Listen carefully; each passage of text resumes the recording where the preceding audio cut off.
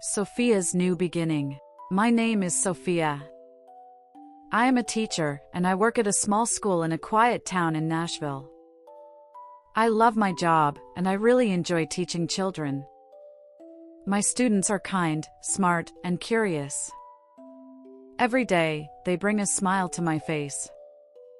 Last year, I met a new teacher at our school. His name was Daniel, and he taught math. Daniel was friendly, funny, and had a warm smile. When he talked, people listened. I really liked speaking with him. We laughed together and shared stories during our lunch breaks. Soon, we started spending more time together. We went for coffee after school, and sometimes we took short walks in the park. I loved being around him. He made me feel happy and safe.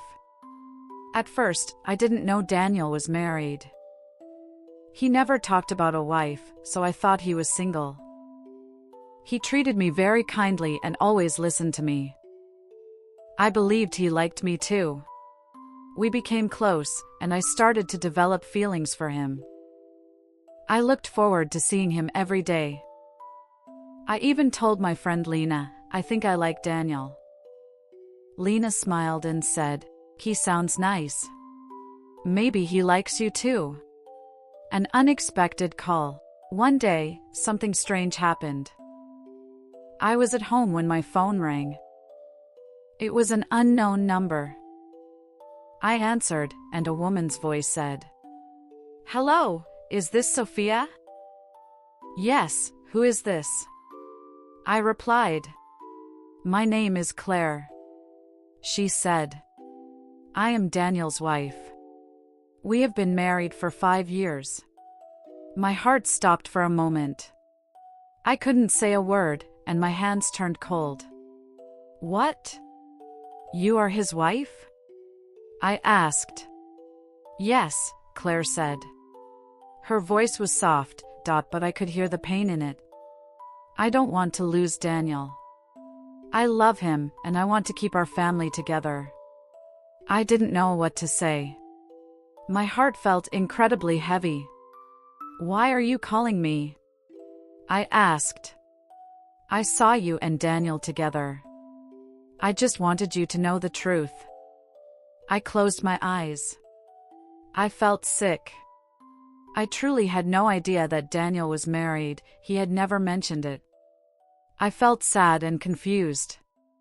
"I didn't know," I told Claire. "He never said anything about you." Claire told me she had pictures of them and wanted to show me.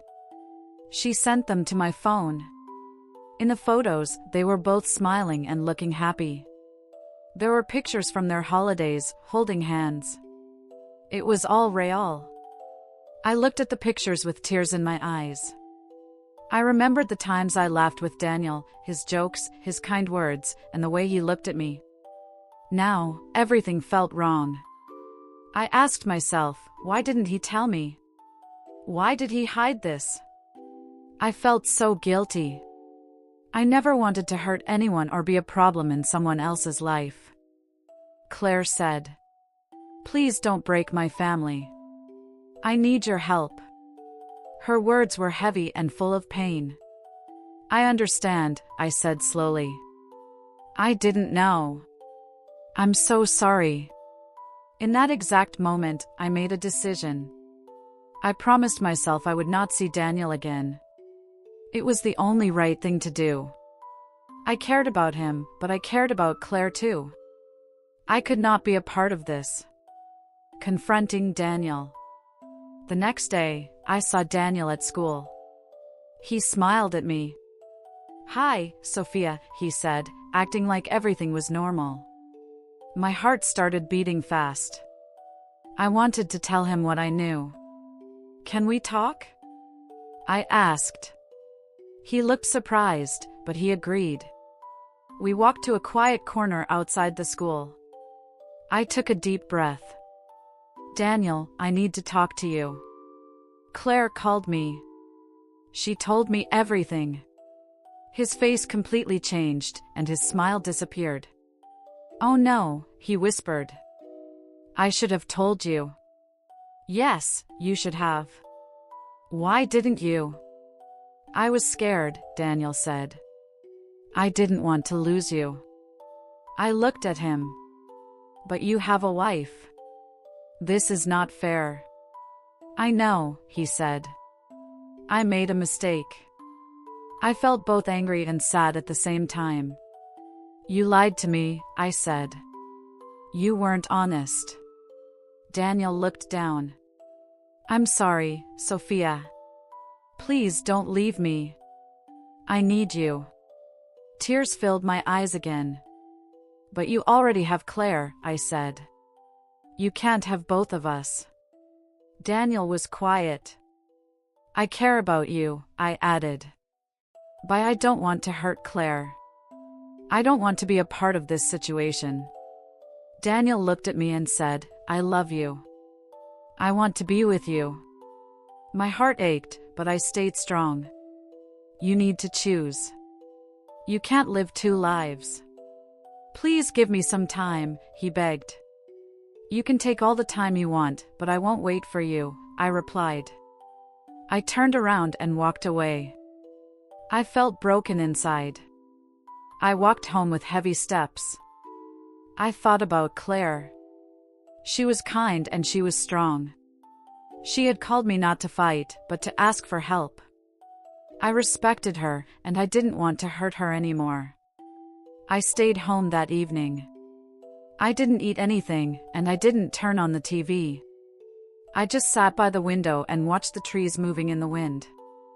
The sky was gray. I missed Daniel, I missed his voice, his smile, and his words. But I knew I had done the right thing. A fresh start. The next few days were very hard. I went to work, but I felt deeply sad. I tried to focus on my students. I smiled at them and helped them learn, but inside, I felt exhausted and lost. One evening, I called my best friend Lena and asked to meet. We met at a small cafe near my house. I told her everything about Daniel, Claire, and the phone call.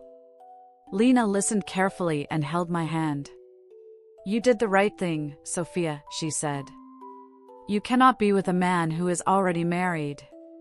I know, I replied. But it hurts. It's okay to feel sad. You are strong, and this pain will pass. Talking to Lena made me feel better. I wasn't alone. By the end of the week, I made another decision. I wanted to meet Claire one more time. She had been honest with me, so I wanted to be honest with her too. I called her, and we arranged to meet at a park near her home. When I saw Claire, I felt nervous. She looked tired and worried. Thank you for meeting me, she said. I wanted to see how you are doing. I am so sorry for everything, I replied. Claire nodded. It's hard, she said. I love Daniel, but I'm afraid he will leave me. I could see her pain. Her eyes were red, and her voice was soft. You are a strong woman, I told her. Talk to him openly and be honest. Do you think he still loves me? She asked. I don't know, but you deserve the truth. You deserve to be happy. Claire looked at me with kind eyes. Thank you, Sophia. You are a good person. We talked for a long time. I felt a real connection with her. We both loved Daniel, but in different ways. We were both hurt, but we were also strong. I thought a lot that night. I knew I needed to move on and start over. I began thinking about leaving the town. After meeting Claire, I felt a little better. I was still sad, but I had found my strength.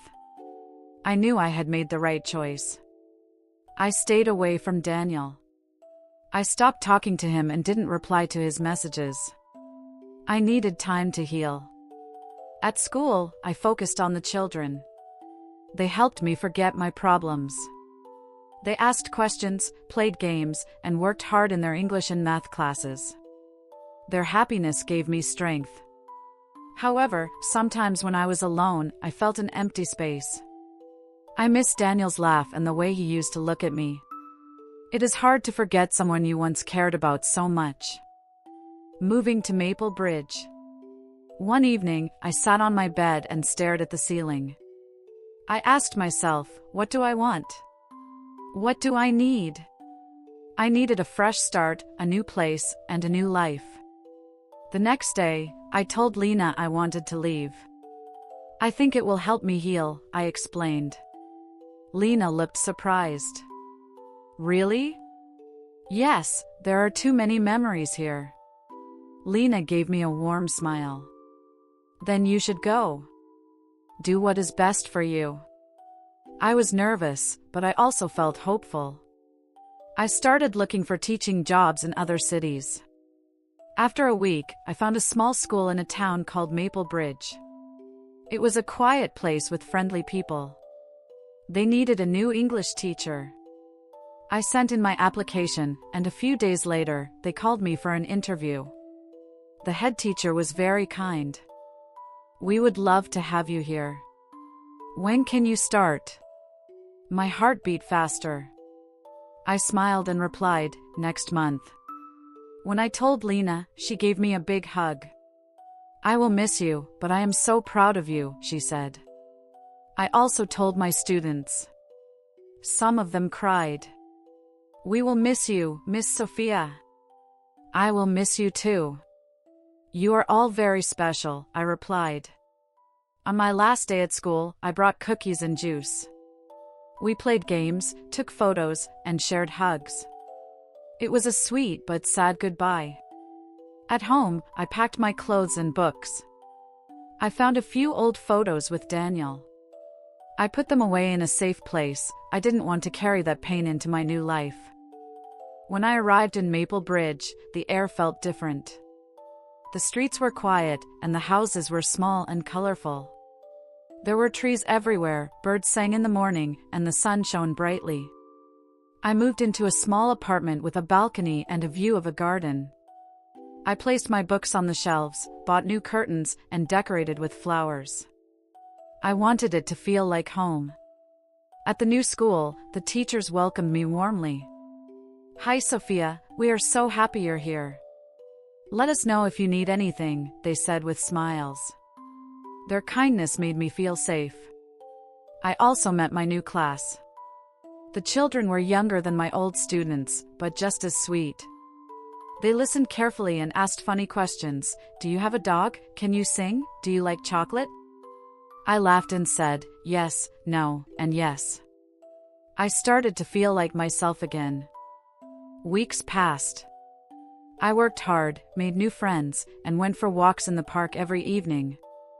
I began to sleep better and smile more. The sadness became smaller each day. Peace of mind. One afternoon, I received a message on my phone. It was from Claire.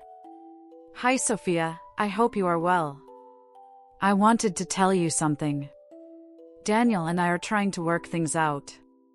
We are going to couples therapy, and he is trying to be honest now. Thank you for everything. I will never forget your kindness. I read the message 3 times. I felt a huge sense of relief and peace. I replied, I'm so happy for you, Claire. You are a strong woman. I hope things work out for the best. Take care of your heart. Claire sent one final message. Thank you, Sophia. I wish you happiness too. I put the phone down and closed my eyes. A gentle breeze came through the window. I felt calm.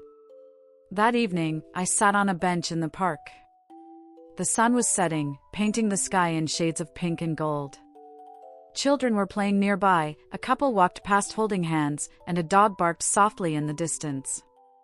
I breathed in the fresh air. I am okay now. I am healing, I thought. I still thought about Daniel sometimes.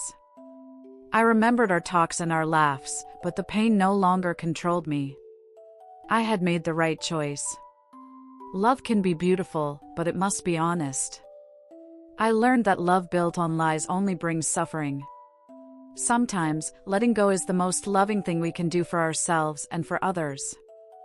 In Maple Bridge, I found new things to love. I loved my students, the quiet mornings, the smell of fresh coffee, and the sound of rain on my window. One weekend, I went to a bookstore. A woman smiled at me and said, "You look new here." "I am," I said. "I just moved." She handed me a flyer. "We meet here every Friday. We talk about books and drink tea. You should join us." I smiled and said I would love to. On Friday, I went to the book group. I met kind, funny, and warm people. We shared stories and laughed a lot. I felt connected again. A man named Ethan sat next to me. He was quiet but very nice. "What kind of books do you like?" he asked. "Stories about life and love," I replied. He smiled. "Me too." We talked for a long time. He asked about my job, and I asked about his. It turned out he was a teacher too. He taught history at a nearby school. When I walked home that night, I felt something new, hope. I didn't know what the future would bring, or if Ethan and I would become friends or something more. But I knew one thing for sure, I was open to life again. In my old town, I learned about love, pain, and honesty. I discovered how strong I could be. I chose to leave to protect my own heart and someone else's family. It wasn't easy, but it was right. Now, I am starting a new chapter. I am smiling again, meeting new people, and learning to love myself. Maybe one day, I will love someone new with truth and trust. Life is not always easy, but it always moves forward. And I am ready to walk with it. If this story touched your heart, don't forget to like, comment, and share. More emotional and inspiring stories are coming soon.